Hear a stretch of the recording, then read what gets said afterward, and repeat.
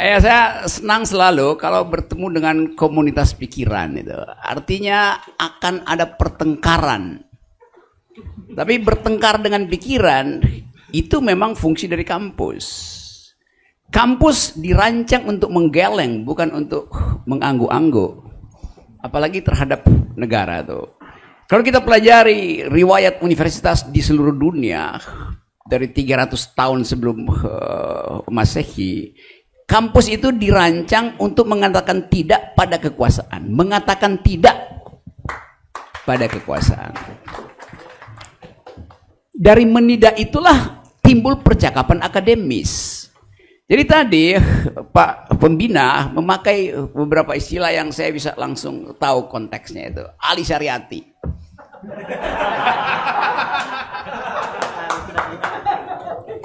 Orang yang belajar agama, belajar filsafat, belajar politik gitu. Dan kerjaan Ali Syariati adalah mengatakan tidak. Lalu ada istilah baru, istilah diucapkan tadi, dialektika. Dialektika artinya menidak. Dialektika artinya mengucapkan sesuatu untuk membantah. Itu namanya dialektika tuh. Jadi pedagogi utama dari pendidikan adalah dialectics. Berarti saya membantah supaya dapat pengetahuan alternatif. Karena itu saya kalau mengajar, saya 15 tahun mengajar di Universitas Indonesia, dan setiap kali saya masuk kelas, saya ingin ada mahasiswa yang menggeleng, bukan manggut-manggut. Benar Pak Rocky, benar. Monyet lu. Yang bisa manggut-manggut cuma monyet. Saya bilang begitu mahasiswa. Jadi kalian mesti menggeleng. Pak Rocky bohong, bego, dungu, nipu segala macam di dalam hati tentu ya. Sehingga saya dapat ekspresi bahwa dia ingin bertengkar dengan saya. Mahasiswa itu bukan murid saya, mereka adalah teman berpikir saya. Namanya TTM, teman berpikir. Universitas Balikpapan, Uniba itu bukan Universitas Balikpapan, Universitas Berakal, Uniba. Dan Anda tahu, pikiran hanya disebut pikiran bila ada yang menentang pikiranmu. Kalau Anda berpikir dan gak ada yang menentang, Anda tulis tesis, Anda tulis disertasi, gak ada yang membongkar tesis Anda, itu artinya tidak ada dialektika. Buat apa kita ajukan pikiran dan orang manggut-manggut? Itu bedanya antara berpikir dan berdoa. Berdoa gak akan diganggu. Berpikir harus diganggu. Apalagi pikiran kekuasaan. Ini saya Kaltim Post headline hari ini, investor tertarik bangun mall di ibu kota, di IKN tuh. Kenapa nggak bangun kampus? Karena bayangan tentang ibu kota adalah kemewahan. Jadi belum apa-apa investor udah tahu bahwa begitu IKN dipindah ke Kaltim, kekayaan akan terbagi merata pada seluruh masyarakat Kaltim sehingga daya beli Kaltim itu naik. Optimismenya begitu. Padahal barusan kita dengar semacam pesimisme bahwa distribusi tidak dihasilkan. Otonomi daerah itu adalah permainan di atas kertas saja. Jadi kalau kita tanya investor tertarik bangun mall di ibu kota, ini sekedar semacam sinisme. Ini baru berlaku, investor tertarik bangun mall di IKN, kalau Kaltim betul-betul berdaulat. Daulat yang paling tinggi artinya merdeka. Jadi kalau Kaltim merdeka, ini bisa dilakukan. Tapi kenapa kita tidak mau mengganggu pikiran yang menganggap bahwa NKRI harga mati? Kenapa kita tidak berpikir bahwa ini negeri ini terlalu besar, sehingga kalau dibuat negara-negara kecil mungkin lebih berbahagia kita tuh. Semacam persemakmuran Indonesia. Di dalamnya ada negeri Kaltim merdeka. Ada Riau, ada Aceh, ada Papua. Kan semua itu adalah potensi untuk menghasilkan kembali keadilan. Kenapa Papua marah-marah, bergolak? Kenapa Aceh ingin merdeka? Kenapa Riau juga mempromosikan otonomi semaksimal mungkin? Demikian juga Maluku, Minahasa.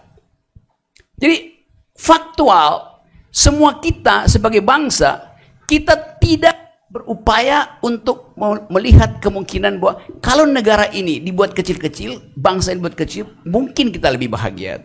Sama seperti Amerika, ada negara bagian tuh, persemakmuran Inggris segala macam. Jadi bayangkan itu, ini kalau ada teman di sini yang bikin tesis doktornya, itu saya mau jadi pembimbing tuh.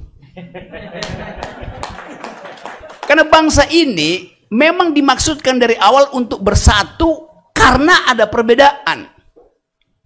Kan filosofi bangsa ini, kita bersatu karena ada perbedaan. Dulu, pemikir bangsa kita berpikir begitu.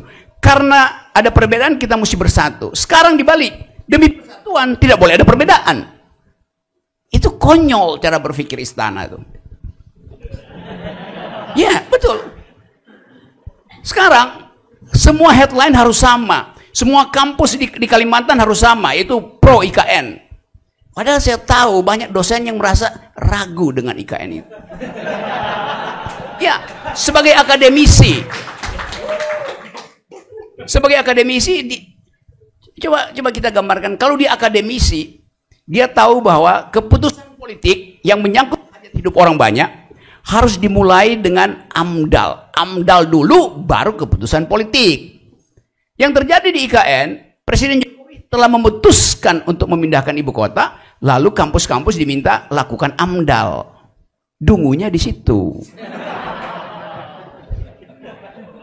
Ya, itu sama seperti naruh gerobak di depan kuda. Ya nggak jalan-jalan. Saya terangkan itu secara metodologis. Kalau kita belajar environmental ethics, AMDAL di dalam filsafat lingkungan adalah usaha maksimal untuk menghalangi pembangunan infrastruktur. Itu filosofinya. Kalau akhirnya lolos, itu artinya infrastrukturnya betul-betul environmental friendly, ecological sound. Itu intinya tuh. Jadi memang AMDAL itu adalah nasihat alam untuk melindungi dirinya sendiri. Jadi filosofi itu mesti kita pastikan ada di situ tuh. Sekarang kita lanjutkan dengan keadaan kita hari ini. Apakah kita tadi masih bisa memikirkan masa depan itu? Tadi saya di tempatnya brand Politika membahas soal kecemasan generasi muda sedunia tentang masa depan. ILO barusan mempublikasi hasil riset mereka tentang apa yang disebut harapan setelah COVID selesai. Di situ diperlihatkan bahwa, dan ini penting diingat oleh teman-teman di sini, usia kerja 15 sampai 25 tahun setelah COVID adalah usia yang paling rentan untuk mengalami penderitaan karena tidak ada pekerjaan. Itu di seluruh dunia tuh, begitu tuh. Dan dari skala 15 sampai 25, perempuan adalah yang paling rentan terhadap janji masa depan. Karena kondisi sosial kita masih mengunggulkan laki-laki. Juga dalam statistik yang sama diterangkan bahwa yang berpotensi untuk masuk lapangan kerja 40% adalah laki-laki. Perempuan hanya 17%. Jadi Anda lihat bagaimana dunia ini masih rentan terhadap gender equality. IKN itu juga adalah akibat dari arogansi patriarki. Dengan asumsi bahwa bila ibu kota dibangun, maka lapangan kerja akan terbuka. Padahal kita tahu di Kaltim ini kondisi SDM-nya sangat parah itu. Coba bayangkan kalau Pak Jokowi bilang, saya akan bangun kampus dulu, baru saya bangun ibu kota negara. Supaya Kaltim bisa jadi ibu kota pikiran. Itu yang lebih mewah sebetulnya tuh. Nggak ada di dunia ini orang menganggap bahwa satu waktu ibu kota itu akan dianggap sebagai, yaitu artefak aja, orang nggak peduli itu. Karena orang akan berkantor di cloud. Elon Musk sekarang sudah merancang kota di Mars. Anda baca kira-kira 2 minggu lalu, salah satu perancang kota masa depan di Mars adalah seorang perempuan warga negara Indonesia.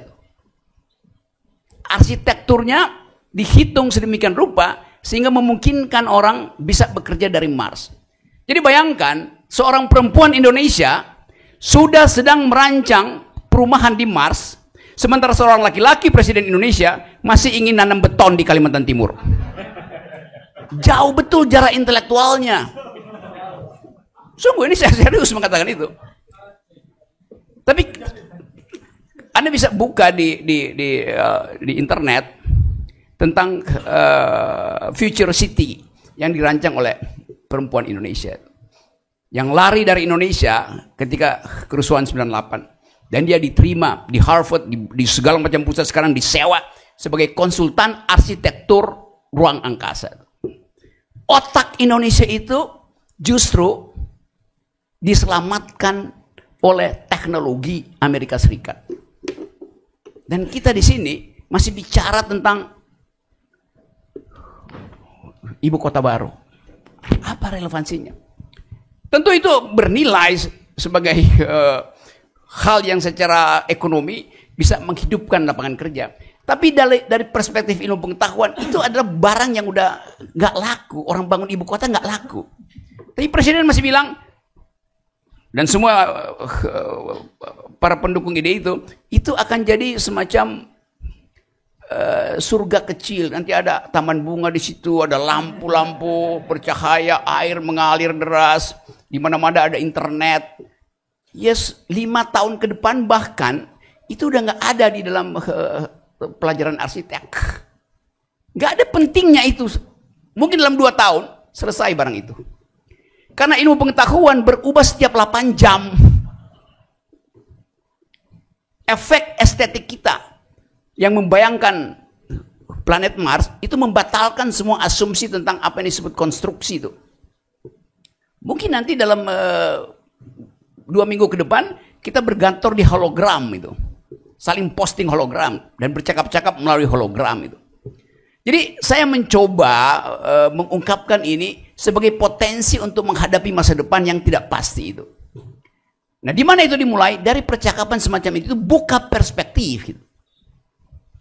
Jadi sekali lagi, masalah-masalah mendasar kita adalah kita takut berpikir di luar kebiasaan. Nah, kampus harus mulai dengan memastikan bahwa saya ingin berpikir di luar kebiasaan. Do think the unthinkable. Itu dalilnya tuh. Nah, karena itu mulailah dengan menggeleng. Kalau dosen Anda masuk kelas, menggeleng aja. Salah Pak, kurang, kacau. Karena dosen ilmu fisika misalnya, yang nggak baca jurnal 2 minggu terakhir, pengetahuannya langsung hilang.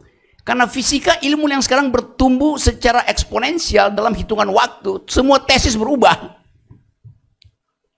Jadi itu pentingnya kita manfaatkan Balikpapan ini sebagai pusat merencanakan cara berpikir alternatif. Cara berpikir alternatif. Nah, cara berpikir itu artinya memberi kritik. Dan jangan kritik yang tanggung. Kampus punya peralatan untuk kasih kritik karena diajarin metodologi di situ. Kalau kekuasaan diajar untuk berbohong. Karena saling menutupi masalah. Kita nggak lihat misalnya, coba Anda buka sedikit berita beberapa hari lalu. Dan Anda lihat bagaimana setiap menteri mengucapkan hal yang berbeda dengan menteri yang lain. Kenapa begitu? Karena kalau sidang kabinet, Presiden Jokowi belum pernah Presiden Jokowi muncul untuk menerangkan hasil sidang kabinet. Gak ada, padahal dia yang memimpin sidang kabinet. Begitu Presiden Jokowi selesai sidang, dia ke dalam, dan dia nggak tahu siapa yang akan ucapkan hasil sidang kabinet. Kadang-kala Mahfud depan mic ngomong ekonomi, padahal dia menteri pertahanan, nggak ngerti apa-apa. Kan itu yang terjadi. Pak Muldoko ambil alih, padahal dia bukan anggota kabinet, dia KSP itu. Jadi nggak ada desain sebetulnya. Kalau Anda perhatikan, apa output dari sidang kabinet? Itu output, belum outcome-nya tuh. Outputnya aja udah nggak ada, apalagi outcome. Jadi itu yang membuat saya terus-menerus memberi kritik, hanya untuk memperlihatkan bahwa kalau tidak ada focal point di luar kekuasaan, kekuasaan itu berbahaya. Data yang dipertengkarkan sekarang, pemerintah bikin LKPP, apa namanya itu, laporan keuangan pemerintah pusat. BPK periksa itu, dan BPK tidak menemukan lampiran misalnya anggaran PEN yang triliunan itu tuh. Tapi angkanya ada, tapi lampirannya nggak ada. Jadi nggak tahu ini buat beli apa. Padahal buat peneliti yang lebih penting adalah lampirannya, bukan nilainya tuh. Sekarang kita mau riset apa tentang PEN? Lampirannya nggak ada. Masa terima aja data itu? Demikian juga BUMN bikin laporan, tapi kemudian terlihat bahwa kok semuanya bagus. Padahal tagihan internasional terhadap separuh BUMN kita ada di semua media internasional. Yang ini udah default, yang ini udah ngutang, yang ini udah nggak bisa bayar, yang ini masih dalam autopsi forensik auditor itu. Tapi kemudian lihat kok bagus semua tuh. Karena ada yang namanya holding company. Jadi yang busuk-busuk dimasukin sama-sama yang bagus ya jadi bagus juga tuh. Itu tipuan-tipuan autopsi begitu tuh. Jadi sekali lagi saya senang betul karena ini satu kesempatan bagi kita untuk membuka perspektif. Apalagi kita anggap bahwa Kalimantan ini begitu dibuka IKN, itu hak burung untuk bertengger di pohon nggak ada lagi tuh. Hak cacing untuk menyuburkan tanah hilang karena diganti dengan beton itu. Hak air untuk mengalir dari bumi menjadi sungai kecil melewati kapiler pohonnya berubah jadi hijau daun, fotosintesis lalu menguapkan jadi embun di pagi hari, nggak ada tuh. Jadi ongkos ekologinya sangat mahal. Itu poin saya yang selalu saya ingin terangkan. Bahwa yang kita ganggu bukan sekedar kebijakan pemerintah, tapi kebijakan pemerintah yang nggak bisa melihat cara berpikir masa depan. Semua anak milenial di dunia sekarang bicara tentang environmental ethics. Do you speak environmental ethics? Orang katanya do you speak English, do you speak French, do you speak Dutch? Itu belajar aja di Google bisa. Tapi do you speak as an intellectual environmental ethics? Tata bahasa baru, gender equality, human rights. Itu yang harus kita posting. Supaya ada kurikulum alternatif di dalam upaya kita untuk membayangkan bahwa satu waktu Kaltim berdaulat sebetulnya harus di backup dengan pikiran yang berdaulat. Kalau sekarang pikiran Kaltim itu didikte oleh sidang kabinet, yang padahal nggak ada isinya sidang itu. Nah, sekali lagi teman-teman, saya mengerti bahwa ada semacam kecemasan dari sebagian orang melihat bangsa ini udah retak. Tapi keinginan kita untuk memperbaiki itu bukan demi pemerintah, tapi demi Ibu Pertiwi. Tadi marsnya Uniba itu adalah saya berjanji demi Ibu Pertiwi. Saya tidak pernah berjanji demi presiden, demi kabinet. Kita berjanji demi Ibu Pertiwi itu. Yang mesti berjanji pada kita adalah presiden, tapi janjinya selalu bohong. Kan itu yang terjadi. Coba ucapkan satu orang suka tanya ke saya, Pak Rocky kok nggak pernah kasih pujian pada presidennya? Ya memang nggak ada yang bisa saya pujikan itu. Emang nggak ada. Semua janjinya nggak ada tuh. Dan apalagi pujian itu harus ya tapi presiden mengatakan bahwa Indonesia sudah tidak import beras. Presiden mengatakan Indonesia memproduksi jagung. Lalu saya bilang, baca data 3 tahun terakhir, Indonesia masih import beras. Jadi presiden berbohong kemarin. Kita nggak lagi, kita jadi eksportir jagung. Iya, yang terlihat kita menjadi eksportir jagung. Tapi bulan lalu saya masih ada di Bima. Di Bima itu dulu, sepanjang jalan dari, saya naik ke Gunung Tambora, dari Bima menuju Tambora, ke Gunung Tambora, itu ada hutan yang hijau. Kemarin sebulan lalu saya lewat, itu udah dicoklat semua. Karena ditanami jagung, dan jagung begitu dipanen berantakan tanahnya tuh. Jadi pemerintah bilang begini, silahkan tanam jagung, pemerintah kasih insentif harga maupun pupuk. Lalu petani Bima beramai-ramai merambah hutan. Karena ada iming-iming dari pemerintah pusat. Salah nggak petani Bima? Enggak. Mereka membutuhkan kehidupan. Tapi pemerintah pusat tidak pernah meneliti lahan yang disediakan itu justru melakukan perusakan lingkungan. Dan bukan cuma itu, saya meneliti di situ bahwa pupuk buat jagung itu hanya bisa buat jagung, buat tanaman lain dia jadi racun. Jadi nggak bisa lagi diganti, selain tanah itu mesti dilongsorkan dulu. Lebih dari itu, punggung gunung di sekitar Teluk Bima itu, karena udah kena racun, pestisida, jagung segala macam, dia jatuh ke Teluk Bima. Sehingga satu waktu tuh ribuan ikan itu ngambang, mati. Ketika diteliti, oh itu karena racun dari gunung itu jatuhnya ke teluk. Itu betul-betul ini teluknya dikelilingi. Jadi kita lihat tadinya hutan, sekarang kita lihat kebun jagung. Jadi nggak ada perspektif ekologi di situ. Memang Indonesia akan dianggap, oke, kita sekarang mampu memproduksi jagung, tapi sekaligus kita mematikan ikan. Kan konyol cara berpikir itu, bukan konyol, dungu. Jadi itu yang saya sebut berpikir alternatif. Demikian juga kalau kita membayangkan masa depan Kalimantan Timur. Kita harus berani memikirkan Indonesia pasca Jokowi bentuknya kayak apa. Semua bayangan kita tentang NKRI, kita sebut NKRI harga mati itu. Coba diuji misalnya, secara ilmu pengetahuan. Kalau terjadi konflik bersenjata di Laut Cina Selatan dan nyambung ke Teluk Taiwan antara Cina dan Amerika, berapa lama daya tahan NKRI harga mati itu? 14 jam.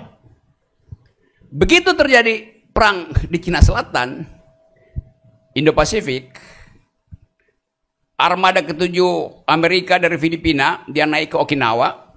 Yang dari Okinawa turun ke Singapura, lalu kita dijepit di Cina Selatan.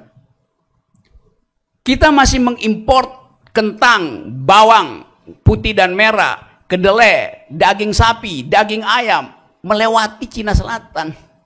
Obat-obatan antibiotik di situ semua. Jalur BBM kita ada di situ. Kalau dijepit di situ, dan di atas udara kita Amerika bilang no fly zone, nggak boleh ada pesawat terbang di situ tuh. Dalam 14 jam, bayangkan berapa banyak mahasiswa yang nggak bisa lagi makan Indomie. Berapa banyak ibu-ibu di puskesmas yang tidak punya antibiotik, lalu rahimnya mengalami infeksi, dan gugurlah calon-calon pemimpin generasi baru. Itu konsekuensi. Jadi kalau kita bilang Indonesia NKRI harga mati, ya matinya dalam 14 jam. Dan kita nggak mendengar misalnya Presiden Jokowi kasih semacam public address tentang potensi krisis di Indo-Pasifik. Padahal di depan mata kita itu berseliweran kemarin di atas Taiwan, manuver pesawat Cina di situ. Kalau terjadi kekacauan di situ, Bandara Balikpapan akan dipaksa Amerika untuk tempat dia parkir pesawat tempur. Lalu IKN jadi apa? Jadi landasan pacu pesawat Amerika. Jadi bayangan itu mesti kita aktifkan di pikiran.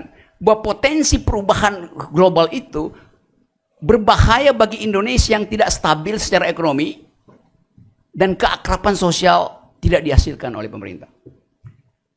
Jadi kemana kita arahkan seluruh orasi ini? Ya pada Presiden Jokowi. Masa pada Rektor Uniba? Kan beliau yang berjanji bahwa akan ada 10 juta lapangan kerja. Gak terbukti itu. Iya karena COVID. Sebelum COVID lapangan kerja tidak dihasilkan. Jadi itu inti pikiran kita hari ini yang ingin kita diskusikan. Yang terakhir, Presiden diperintahkan oleh konstitusi untuk 2 tugas. Tugas pertama adalah cerdaskan kehidupan bangsa. Tugas kedua adalah pelihara fakir miskin. Hanya itu tugas konstitusi pada presiden.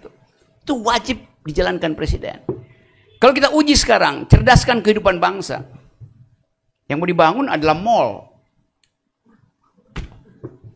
Nggak ada orang jadi cerdas setelah mondar-mandir nyari barang kortingan di mall. Jadi dari awal kita lihat desainnya nggak ada.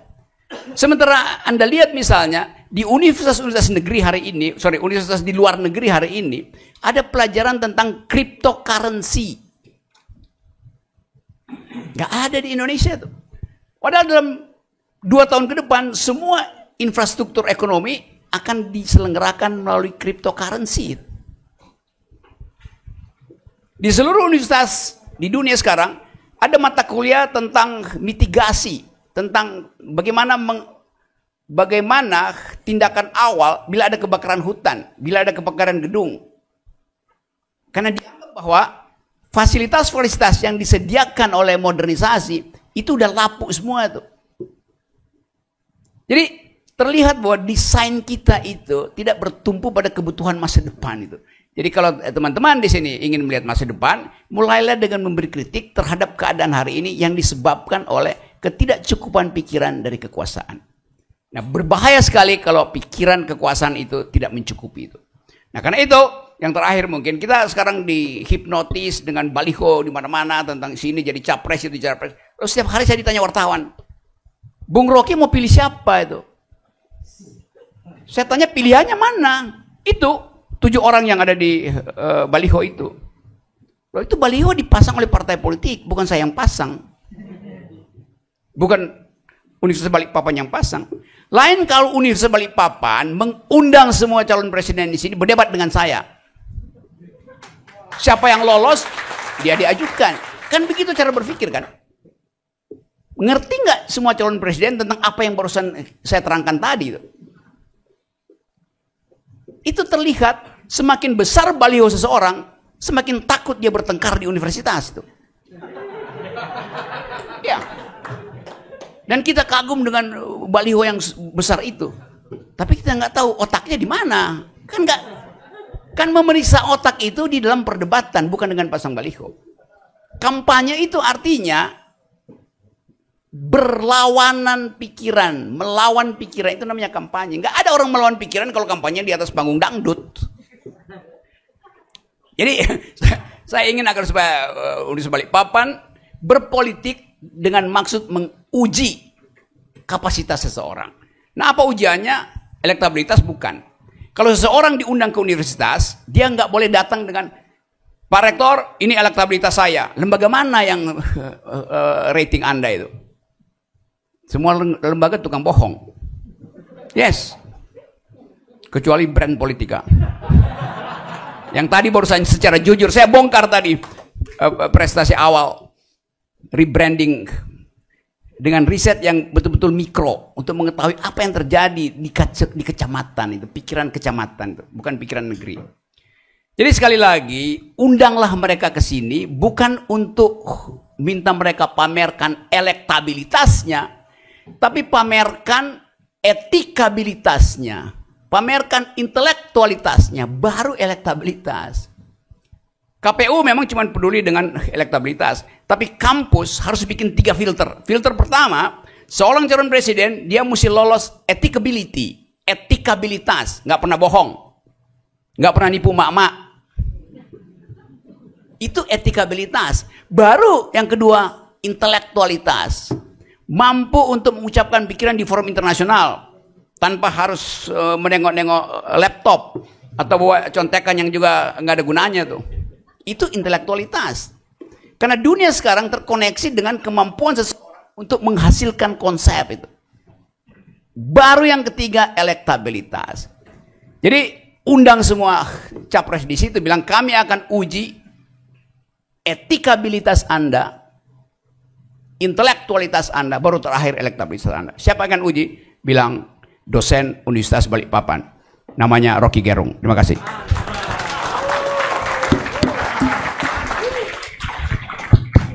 Terima kasih Bung Rocky Gerung. Beri aplaus sekali lagi.